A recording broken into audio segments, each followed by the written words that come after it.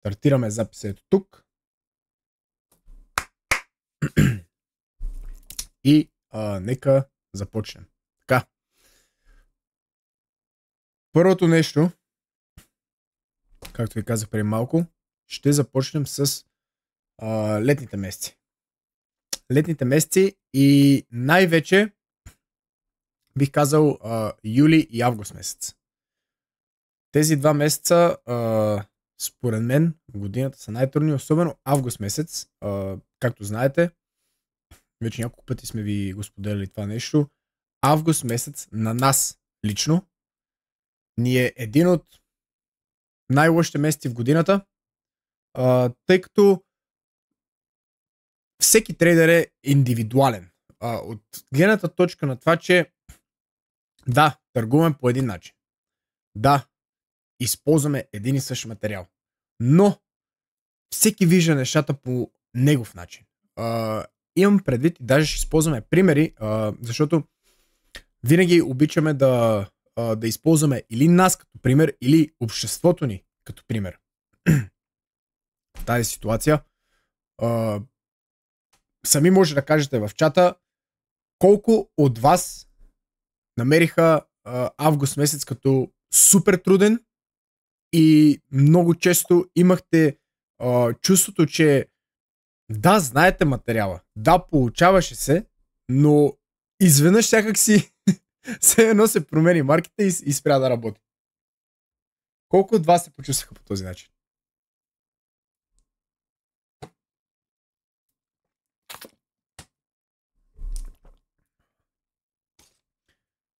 Както виждаме, доста. Всички общо взето. Муксувах бая. Много депресия. Почти не съм участвал. Смятате, че се чувствах се едно, не знам какво гледам. На кой съм да се откажа? Интересно. Потестим, после се върнем върху това нещо. Аз защото тък му бях влезнал в групата. Окей. За Ели това е окей. Става. Видим и другите. Един човек тук пише, не знам. Няма име какво ще каже.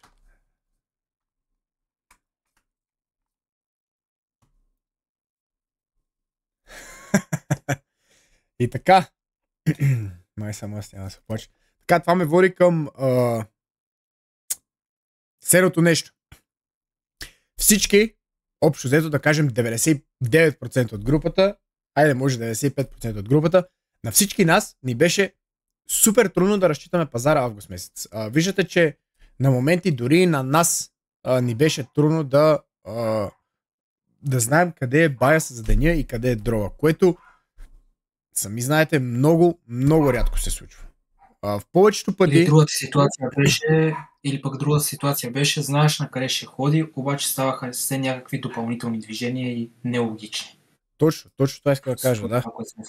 В много ситуации знаем къде ще отиде, той манипулира, излишни движения прави, както каза Илянката, и в крайна сметка пак отива там, но не ти предоставя възможност да се включиш. Или, ако естествено правилата са ви по 1-2 трейда на ден, или в ден, в който не очаквате да е супер чист маркета, си слагате един трейд за деня като правило, тези излишни манипулации спират ви и ти си в такава позиция, в която хем трябва да си следваш правилата, хем все още идеята ти е валидна и става една каша с две думи супер трудно за търгуване. Но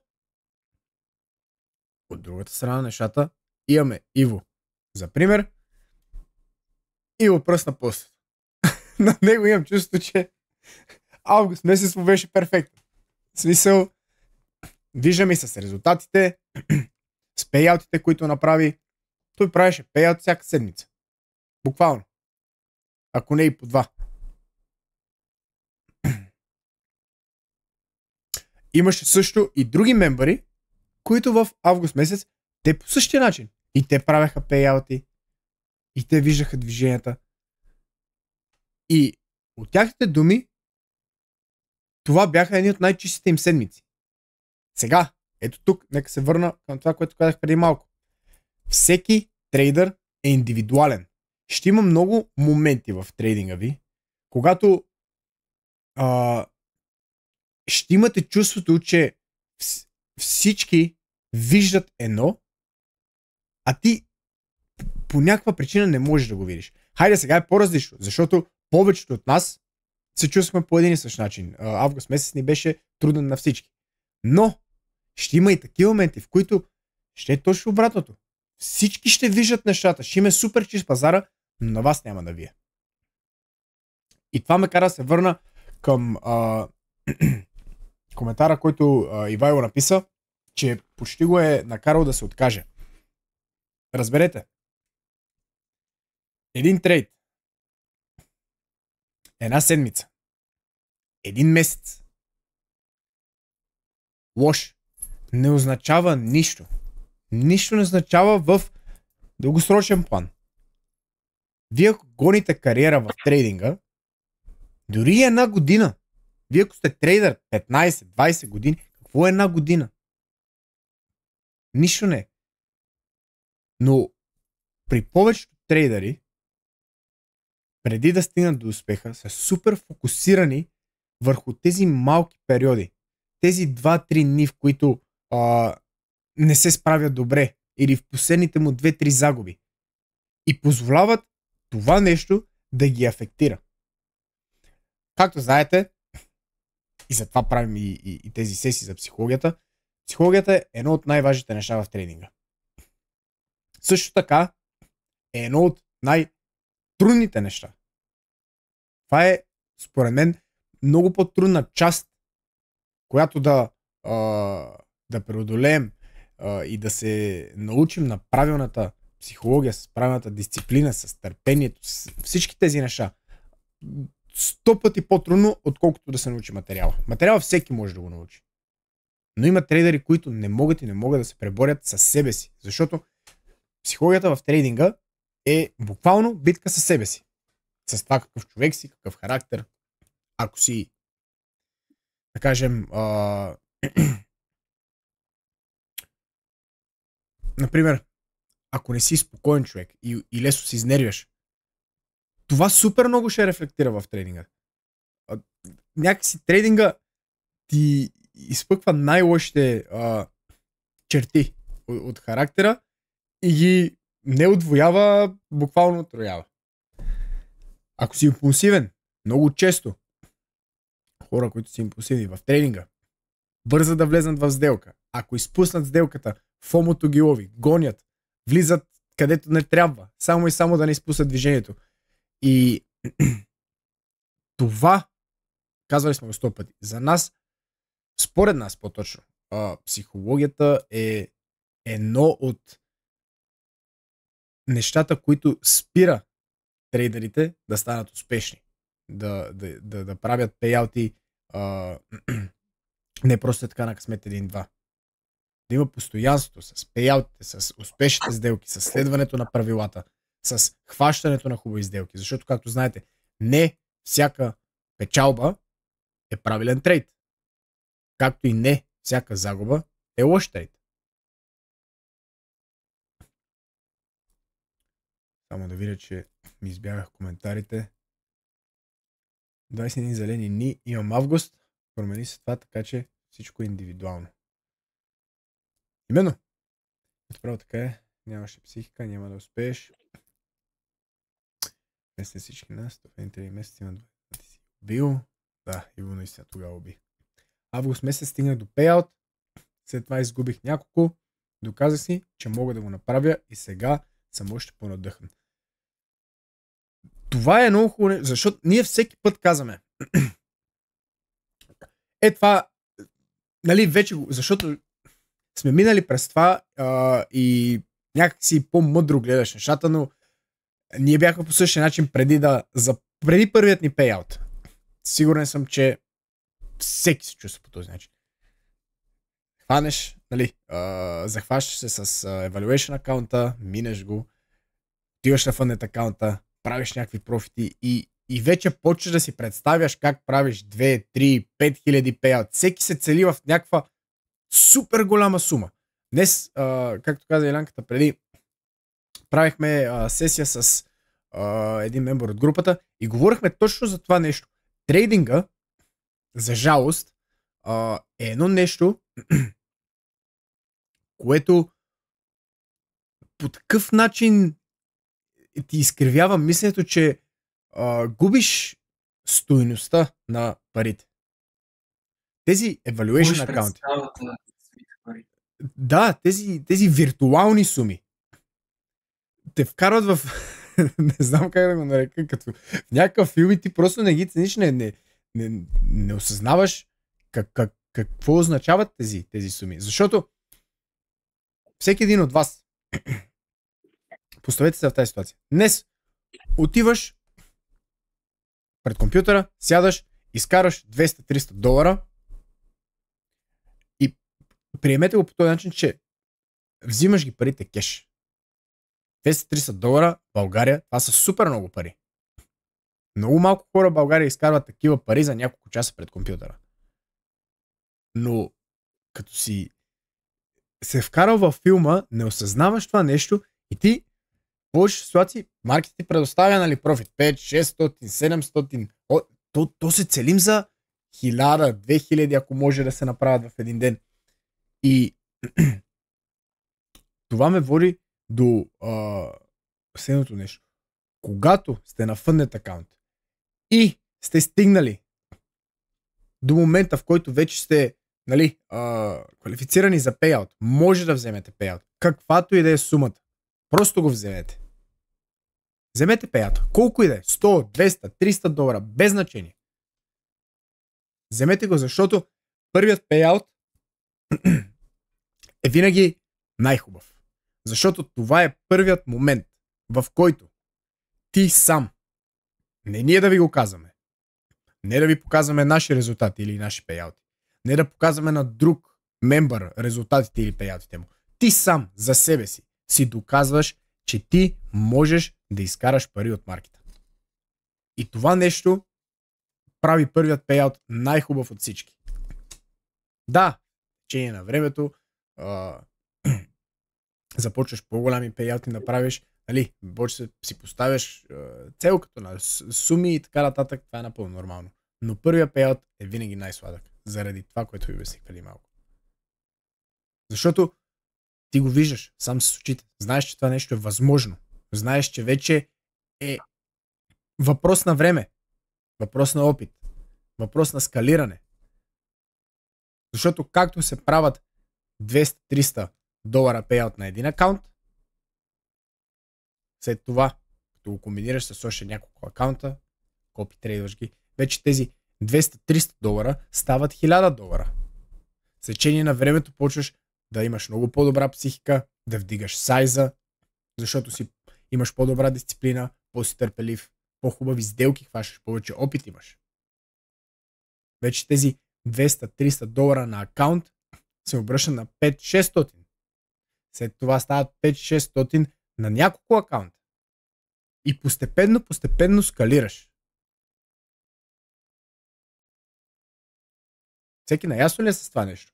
Винаги, когато имате възможност да направите пейаут, ако не сте правили пейаут до момента, вземете го. Без значение каква е сумата.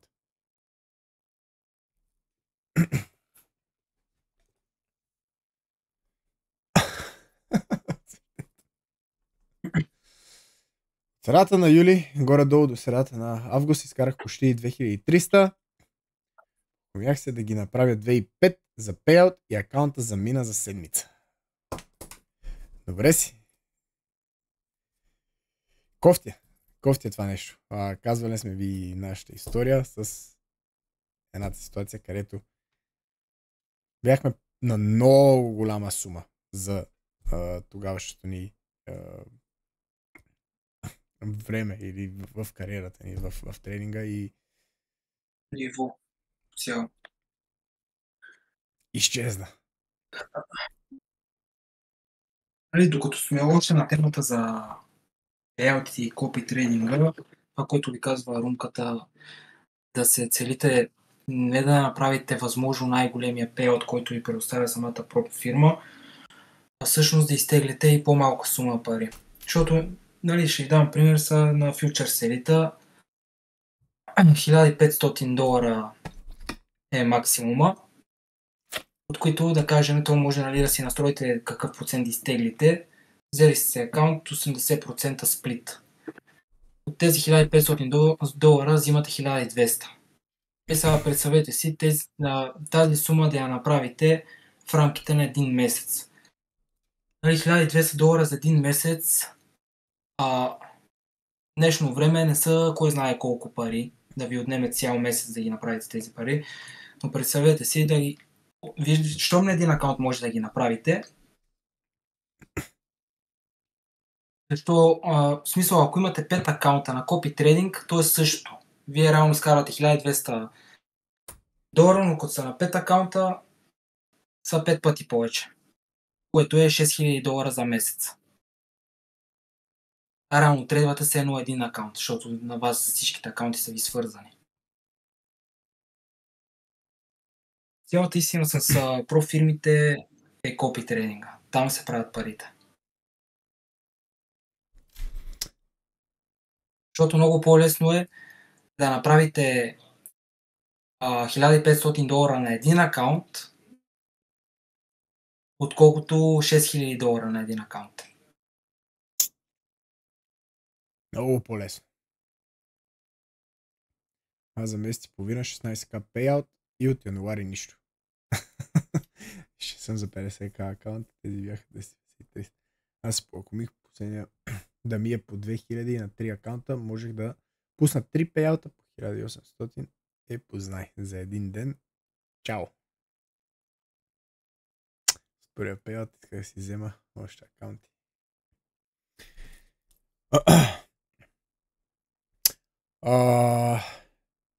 Така. Даже, нека добавим важно нещо. През август месеца.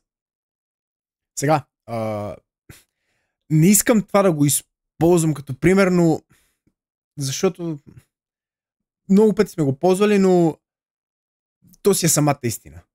Няма как да не го използвам като е факт. Знаете, че обичаме да използваме фактите. Като пример, през нещо, през което сме минали ние или заедно всички като група. Нали, говоря за тези, които повечето от нас, когато август ни беше труден месец. Сами виждате какви движения ставаха, какви излишни манипулации ставаха. По-старите мембари знаят как беше преди price action, преди лятото. Даже ако трябва да се върна миналата година, октомври, ноември, декември, дори януари. Супер price action. Какви движения се хващаха.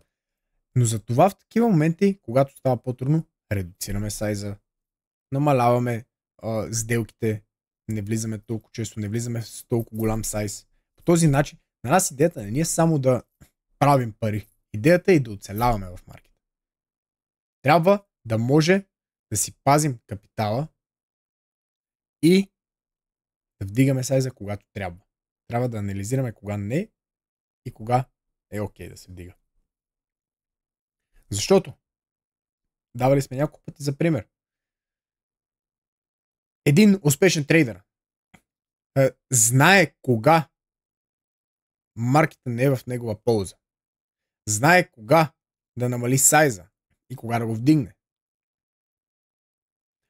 Там е разликата между един успешен трейдер и начинаещ трейдер.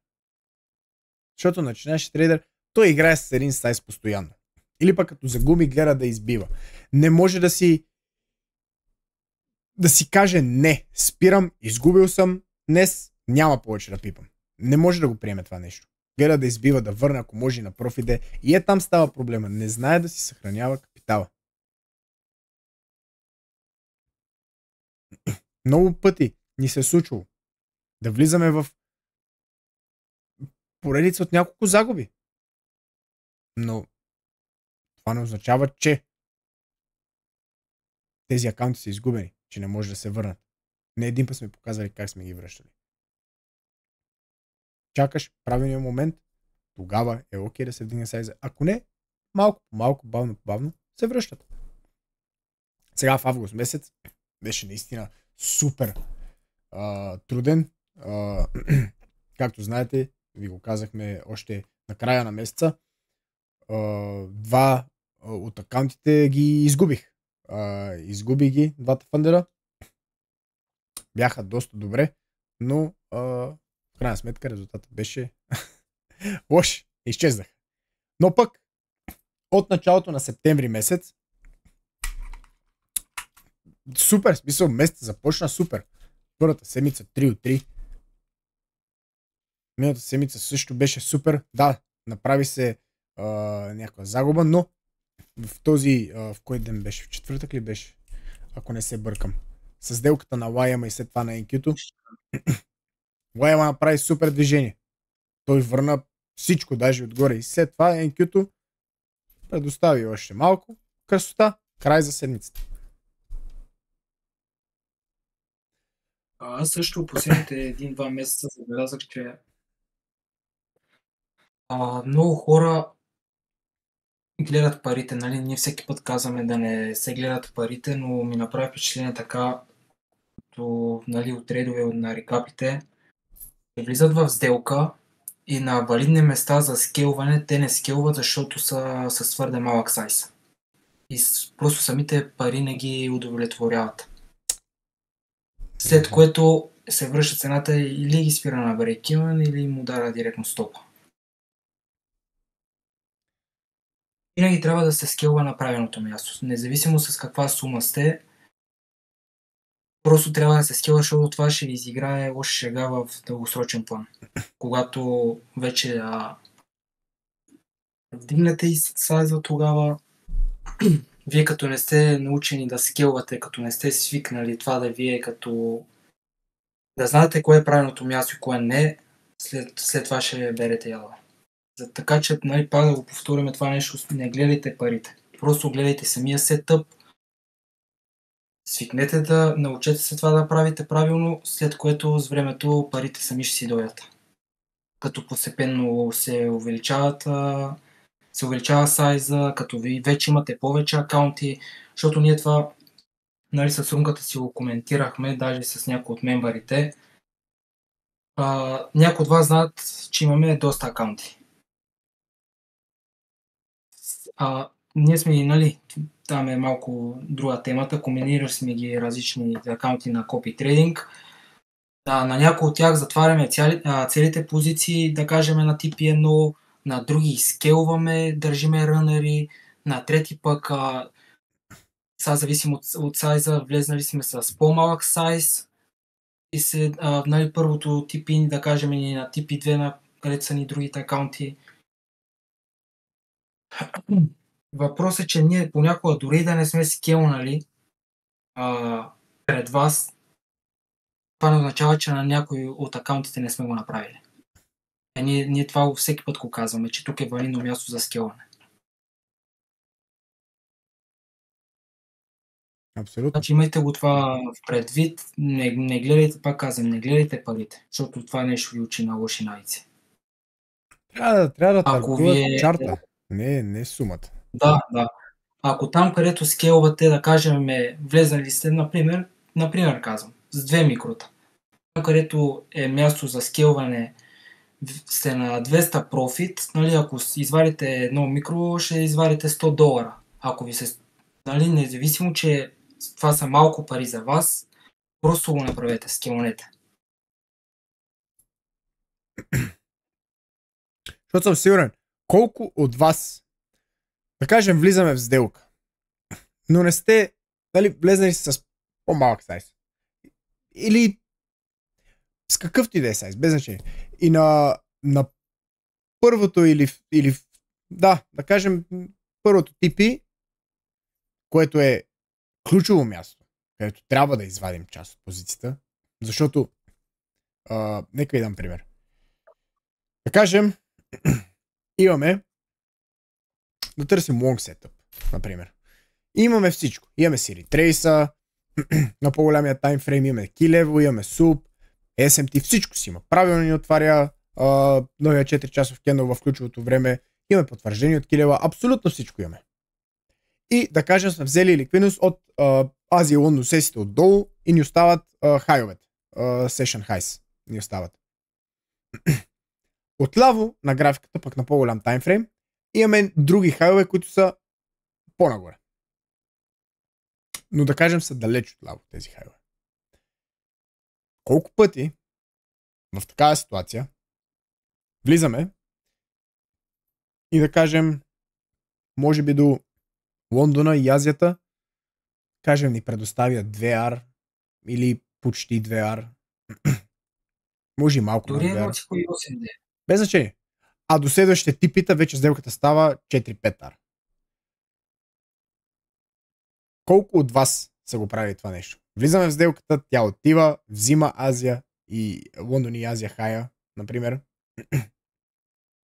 Вие не варите, цената се забавя и след това се връща и ви спира. Или на break-even, или на тренатия стоп. Защото не сте скевнали.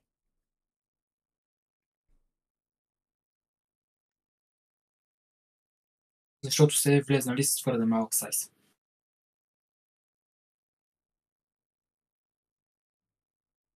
Много хора правят. Ние също сме го правили. Тези места са ключови.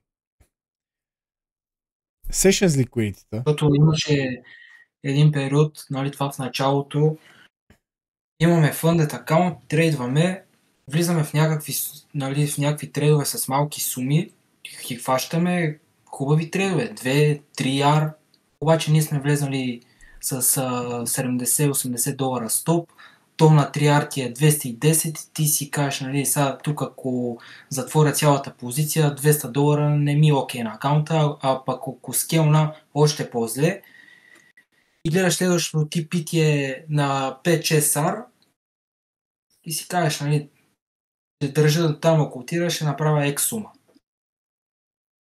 И в крайна сметка нито си скелнал, нито нищо. Върша се, ударате на break-even, например. Следващия път влизаш в сделка, ударят и стоп лоса директно. И какво става от цялата ситуация? От 2 трейда вместо да си на плюс, ти си вече на минус. При това, че си хванал вече трейд, преди това с 2-3 смисъл. Самото движение, нали? Ето имаме и пример. Четвъртък ми се случи, на previous day high, когато удари ти пиано, не прибра Васко. Това предвид. Защото колко пъти казваме, на лайфовете, колко пъти казваме, като сме в сделка, за продължение, искаме да видим това, след като вземе хая. Искам този кендъл да направи това нещо. И обясняваме защо го искаме това нещо да стане. Защото има определени неща, които трябва да се случат. Има определен начин, при който кендълите трябва да принтират, за да ни потвърди и да ни подскаже, че ще има продължение. Към, нали, в примера, следващите байсайд нива.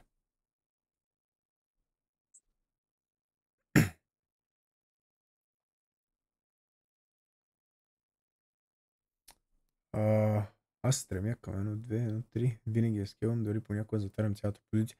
Да, но има ситуации, в които 1:1 също е окей. 1,3 пара, кое 1,4, 5. В четвъртък не помня колко беше, но беше, мисля, че под 2 сделката. Напълно е окей. Защо да не я вземем до там? Като си сигурен, че цената ще отиде до там. Какво като е под 2R? Пак става. Трябва да се вади на правилното място. Не с фиксиране. Да, и нещата също са много специфични, защото някои хора също съм пък забелязал, че твърде рано слагат на break-even. Да кажем, например, влиза се на лонг, свипне някакъв swing high, например на 5 минути интернал и вече сделката е на break-even, то е направил, да кажем, 1,5R, в смисъл движението някакво супер малко, като, нали, таргетите са ни по-нагоре. Просто от страх меси се на break-even, след което цената прави просто retracement до key level, вас ви изважда, след което цената пак си тръгва и си прави цялата дистрибуция. Аз съм сигурен, че това на много хора се случва. Защото страх е да държат в drawdown и причините са или не са сигурни в трейда, или са влезнали пък вече това другата крайност с твърде голям сайз. Overleverage е много често срещана причина. Само видим тук, че имаме въпрос. Добре, Ромко, според теб валидно ли, ако типи 1 е 1 и 3, обаче на 1 и 2 извадим всичко, защото ни стига, или не е валидно да затваряш на места, които не са ключове? Ами 1 и 2, ако ти стига, нали, като профит, може да извадиш, но пак зависи от ситуацията, защото ако си сигурен, че цената ще отиде на определено място, защо трябва да вадиш по-рано? Няма логика. Маркета, алгоритъма не е просто отива до някъде и обръща. Не. Трябва да направи определени неща, за да получим тези ревърсали или продължения и така нататък. Какво прави маркета? Търси ликвидност да взима, да направи ребаланс, ретрейсментите и да попълва оставени PDRA-ове. Това е. Съответно, какво ни се изисква за сделка? Искаме да видим манипулация в key level и оттам реакция. Нали? Така накратко казано, да. Да не издаваме кой знае какво. По същия начин ние в обратната посока, като таргетираме, оттам, ако пък търсим, да кажем, ако сме на лонг, ако търсим шорт, какво искаме? Искаме да видим тази манипулация в key level и реакция оттам. Така че оттам е валидно. Няма да влезнем преди това. Разбираш ли какво е напред на отговора на въпросите?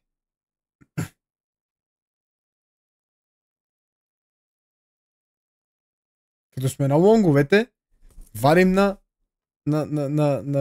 хайовете, на бъйсайд ликвидито. Защото ако търсим идея за шорт, естествено, че няма да влезем преди да получим тази манипулация.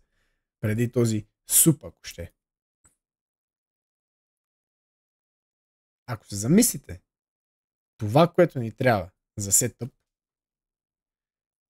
ако го обърнем наопаки и го гледаме от другата гледна точка, това нещо ще ви помогне и да държите сделките по-дълго и да ви подсказва за продължения.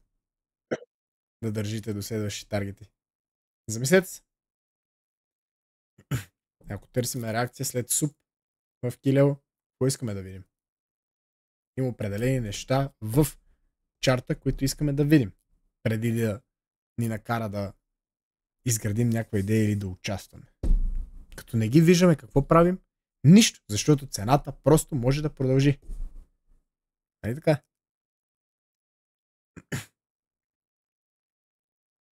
И това нещо може да го приложим и обратното. Като удари таргета, следим за тези signatures в price section. Дали ги има. Ако ги няма, продължаваме да държим сделката.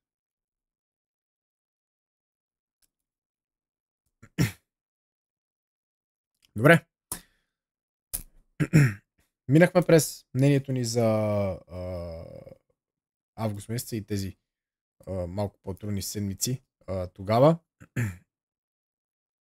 Покрихме доста неща. Искам сега да преминем към въпросите от вас. Защото съм сигурен, че имате. Отдавна не сме правили такава сесия, така че съм сигурен, че си подготвили някакви въпроси. Готови сме да ги чуем. Пак да повторя. Аз вече ви го казах, няма го на запис, но да го има и тук. Правим сесията, както сме правили до сега. Искам да сме искрени, да не крием, защото когато крием проблемите, единствено лъжем себе си. Аз ако скрия и не си казвам какъв ми е проблема, само себе си заблуждавам. Идеята не е само да си показваме профитите. Точно обратно. Идеята е да си показваме загубите, трудностите. Там да се фокусираме. Профита, да, хубав е. Окей, браво. Ние обичаме да се фокусираме върху трудностите, върху грешките, върху загубите. Оттам най-много се научава.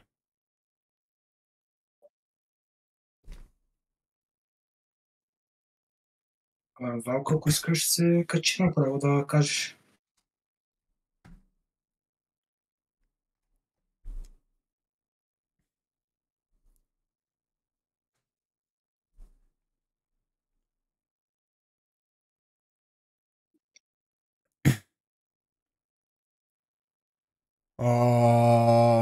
Какво става, като не можеш да си намериш грешките?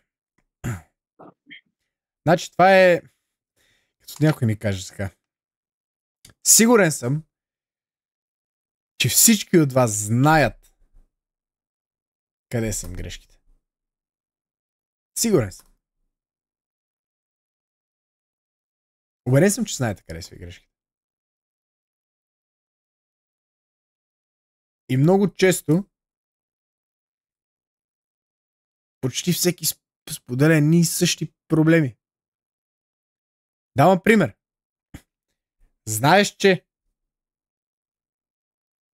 в определена ситуация няма това, което търсим. Но въпреки това пак влизаш в сделка. Пак се почва с малко сайз. Малко ще опитам, на профит съм вече, с профита играя. То няма нищо, ние пак си насиваме късмета. И това изгражда лоши навици и после е много трудно да се отучим от това нещо.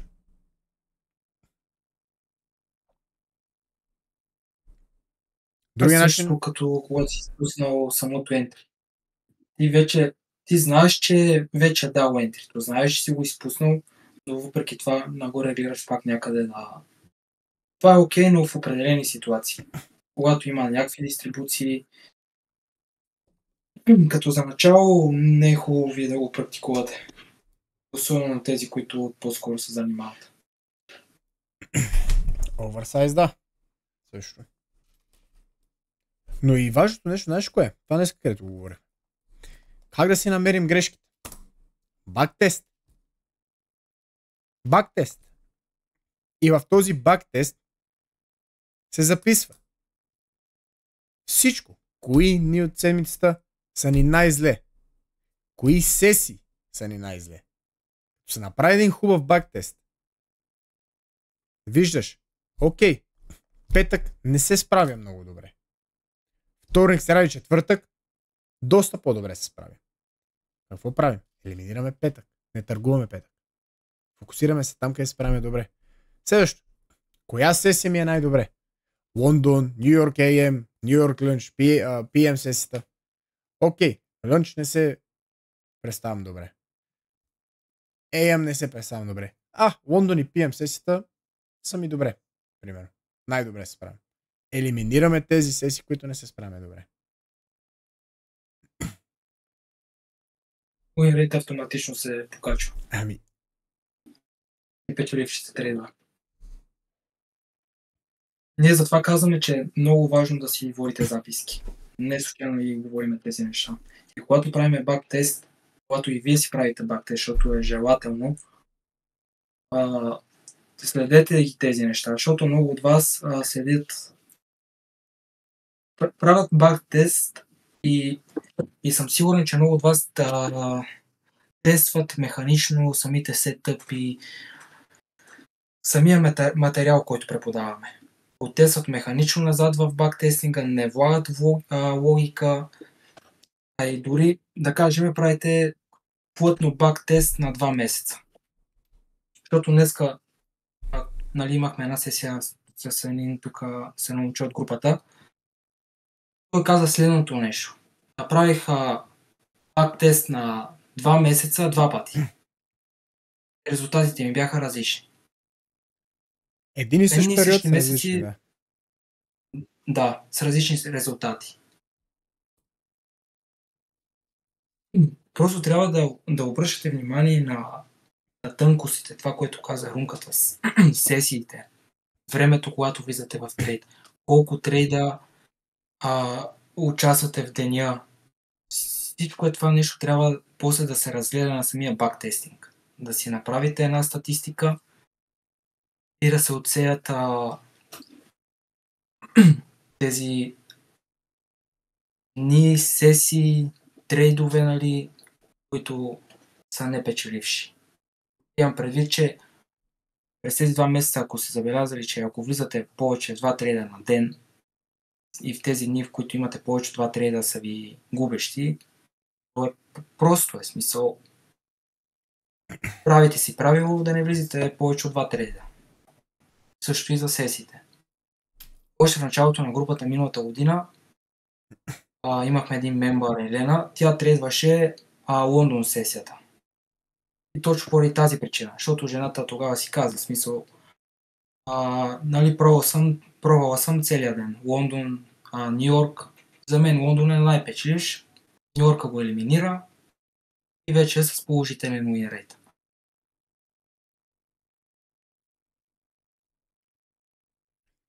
Което знаеш, кое ме води? Аз ще пусна една анкета в чата.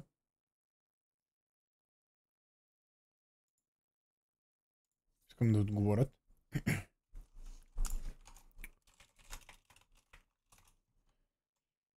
Както бактест, правете и форвард тест. Това също е много важно. Защото на бактеста, нали, все пак вие си цъкате с мишката. Друго е на Live Market. Да гледате и самото принтиране на кендалите и всичко останало. Така. Отговорите искам да видя. Искрено. 35 човека са тук. Искам всички да отговорят.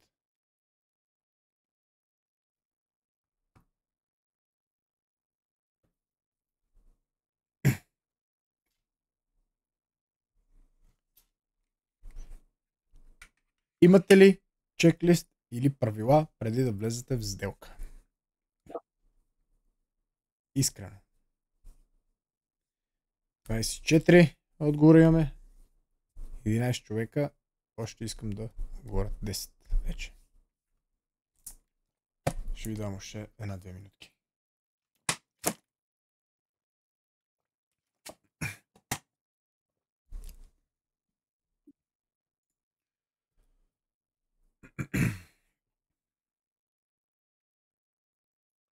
Тридесет.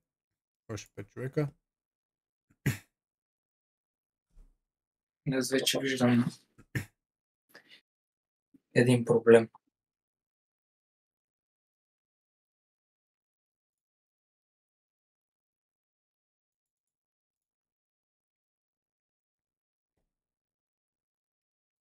Сега някои отговарят, имам, но не ги спазвам, това не означава да гласувате няма, че нямате.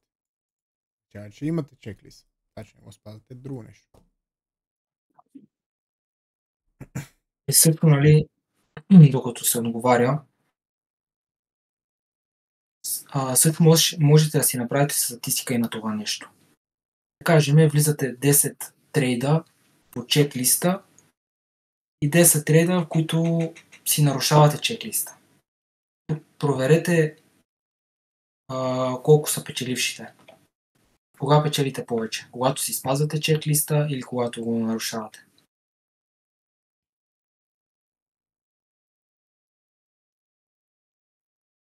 Трябва на абсолютно всичко да обръщате внимание.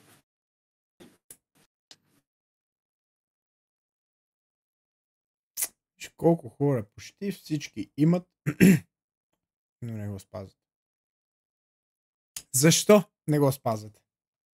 Вижте как като обърнем внимание на тези неща и ги коментираме, колко лесно може да стигнем до проблемите.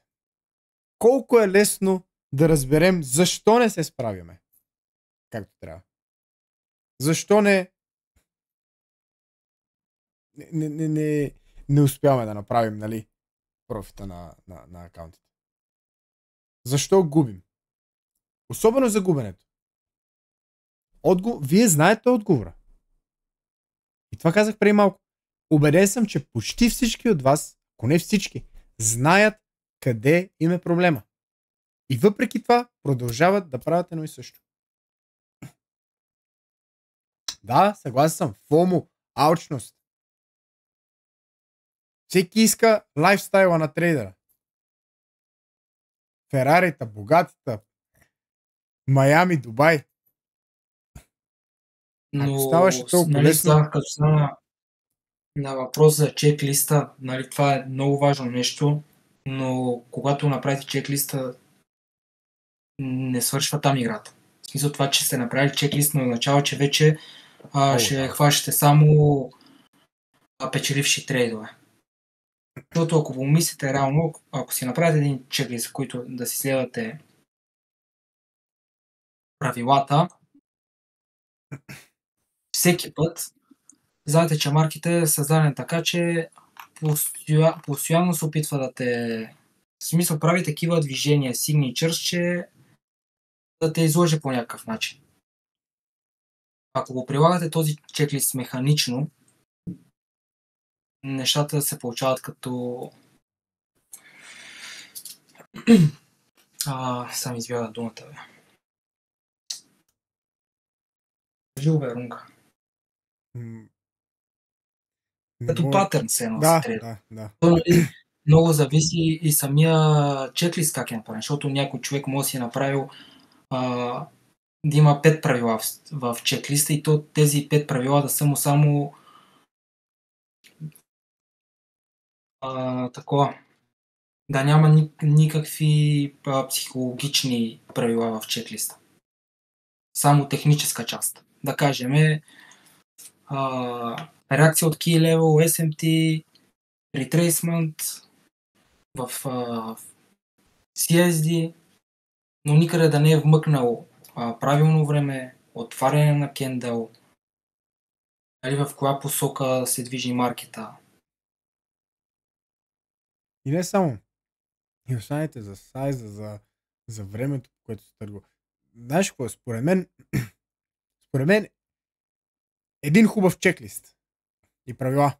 В повечето случаи, и това за мен, аз така поне си мисля, не знам вие какво мислите по въпроса, но за мен това е самата истина. Един чеклист няма да те направи по-добър трейдър от гледната точка на това, че ще правиш повече профит и ще хващаш по-хубави сделки.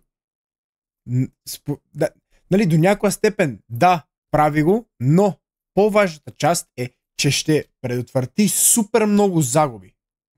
Ще предотврати супер много сделки, в които не е трябвало да влиза, защото ги няма нещата. Което за мен и за Илянката е много по-важно нещо. Повечето от вас могат да хващат хубави движения. Знаят какво трябва за хубав сетъп. Но по същия начин повечето от вас влизат в излишни сделки. Знаят, че не трябва да се участва и пак влизат. Изпускат сделката и пак гонят. И това ви спира прогреса. Защото като имаш един чеклист с 10 неща в него, почваш. Има ли това? Да. Има ли това? Да. Третото да. Четвъртото да. Пето да. Шесто не. Окей, не пипам. И това е. Спираш. Не влизаш в сделка. Другото, което това нещо трябва да се свърже, то е като един голям пъзъл. Нали, сега ще се върна за малко пак при бак теста.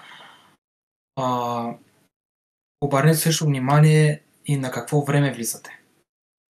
Обърнете внимание къде са губещите трейдове, на какъв таймфрейм са. Да кажем, повечето губещи трейдове са ви на 1 минута. Ами просто едната минута спирате да я гледате. Гледате от 5 нагоре.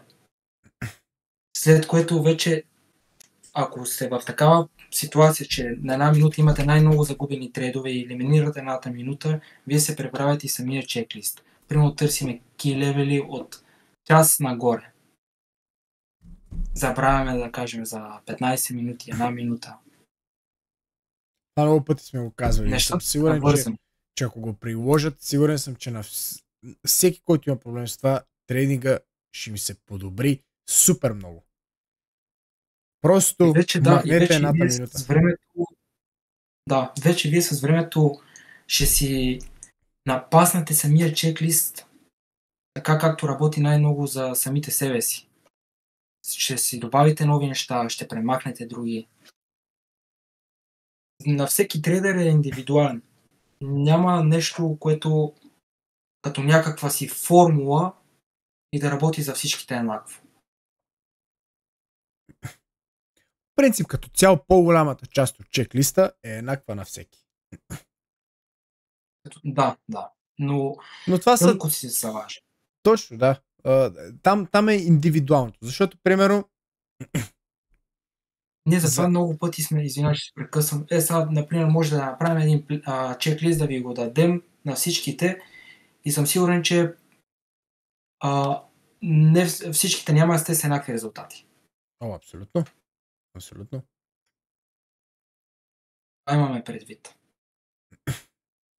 Но е много, много важно. Както каза Румката, това нещо хем ви учи на търпение, на дисциплина, хем ви губещите трейдове ще ви се намалят значително. Това, което каза, да дадем пример. За това, че няма при всеки да също. Например, сайза. Ако влезнем, кажем, и това ще го кажа сега да го има на запис пак, сигурно за 50 път. Много мраза, не че мраза, но хващаме яд, като се говори за процент, който се рискува от акаунта на сделка. Нервираме това, че не трябва този процент да се смята от самият, то не е размера на акаунт. Ще дам пример. Много гурута почват, да се рискува 1, 2, 3% от акаунта, тук сме на 50к или 150к акаунт и се нервирам, защото не го обясняват правилно. Когато си с 50к акаунт, ти не разполагаш с 50 000. Ти разполагаш с 2000 дрода. Съответно, 1, 2 или 3 или 5%, колкото и да рискуваш, този процент трябва да се смята от 2000. От drawdown. Това е акаунта, с който реално ти разполагаш. А не с 50к. Или на 150к ти разполагаш с 4500 drawdown. Не с 150 хиляди. Така че много е важно да знаем от кое да смятаме този процент. И, например, пак за сайза. Ако рискуваме определен процент, и някой може да е окей да държи в drawdown. Ние, примерно, ако влезнем с 1-2 минита на определена сделка, окей сме да го държим в drawdown на минус. Няма да ни хванат емоциите, да се страхуваме. Когато имаме идея, държим до точката, в която ни удря стоп-лос. Ние сме го споделяли с вас. Много често не слагаме и стоп-лос на сделки. Пак не ви съветвам това да го правите все още, защото трябва да имаш този самоконтрол, да знаеш, ако цената отиде там, просто ще излезна, без значение каква е загубата. А не да държим, от тук ще обърна и то никога не обръща.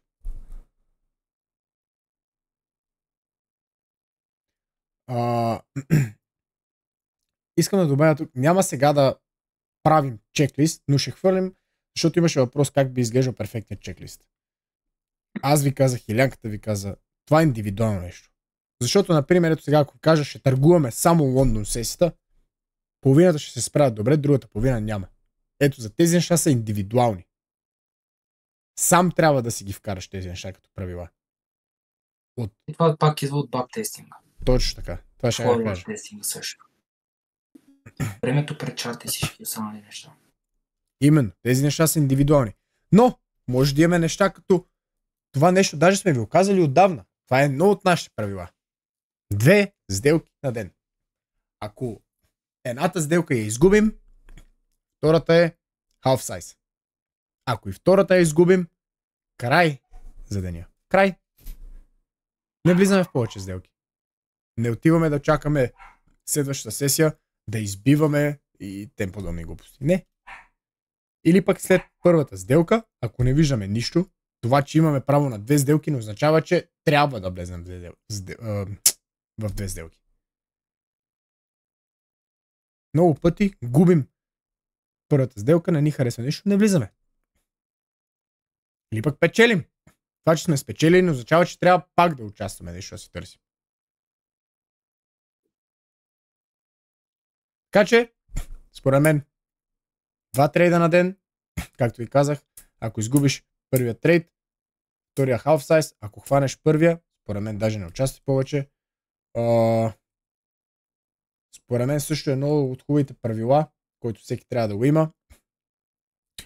Ако почувстваш някакви емоции, например, ако си изпуснал сделка или почва да фомото да те гори, или вече си изгубил и се чувстваш, че си нервиран и не мислиш трейда ситуацията, не търгувай. Стъди от чарта. 30 минути, 1 час, 2 часа. Премахни се от ситуацията. Защото ако останеш, ще направиш глупост. Просто се премахни от ситуацията. Това нещо също е едно от правилата, които според мен всеки трябва да има. Другите неща, тук вие където сте ги знаете от материала. Имаме ли key level, така нататък, няма да ги изброявам всичките. Суп, SMDT и така нататък.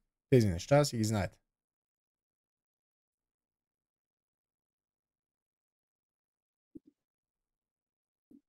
Според мен, всеки един от вас може да направи хубав чеклист.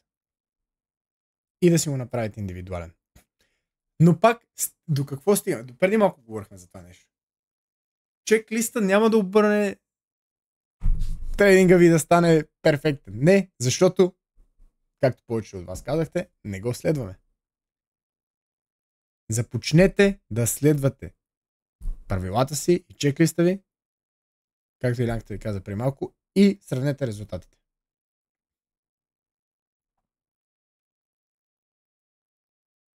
Гарантирам, че коренно различни резултати ще имате, ако си следвате правилата.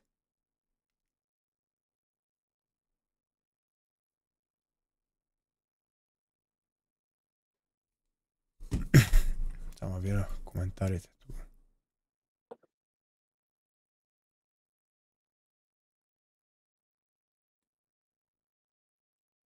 Мисля, че на всички сме говорили, само на Никола на последния въпрос, дали на всички сделки си слагаме стоп-лосове или не.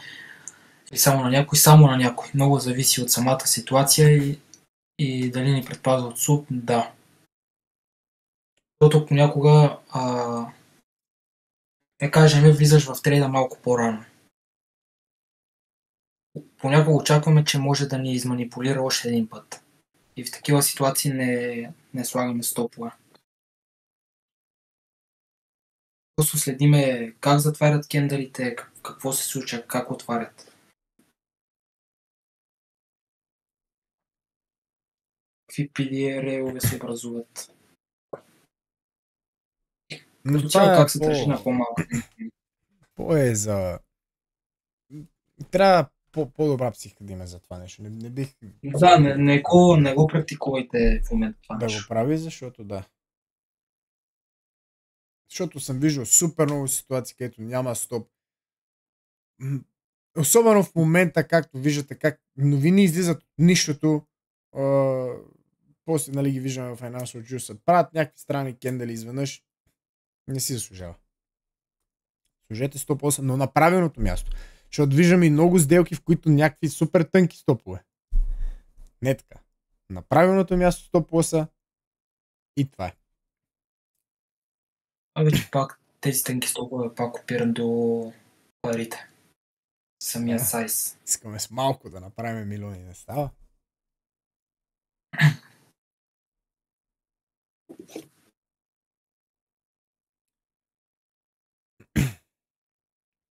Добре.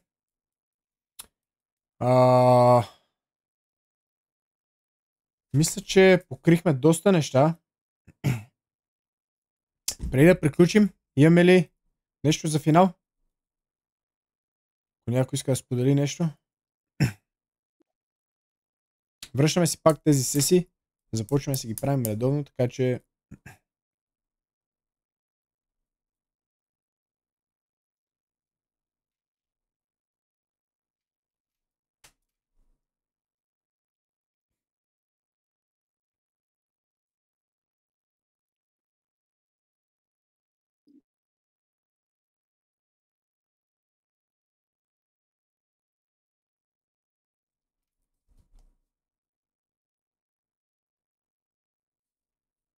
Добре, всеки казва не. Мисля, че нямаме нищо. Покрихме всичко. Ако няма, ако не спри записа да не става прекалено дълъг. Да, изчаквам само, защото някой пише в коментарите.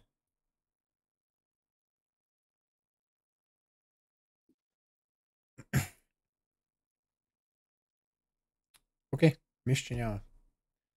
Добре. В такъв случай ще спра записите тук и ви пожелаваме на всички хубава вечер. Връщаме се утре, пак по-внимателно, както и казах днес на лайфа. Знаете плана за седмицата. Така че ще се видим утре, както обикновено. Чао, приятна вечер на всички. До утре. Чао, лека вечер.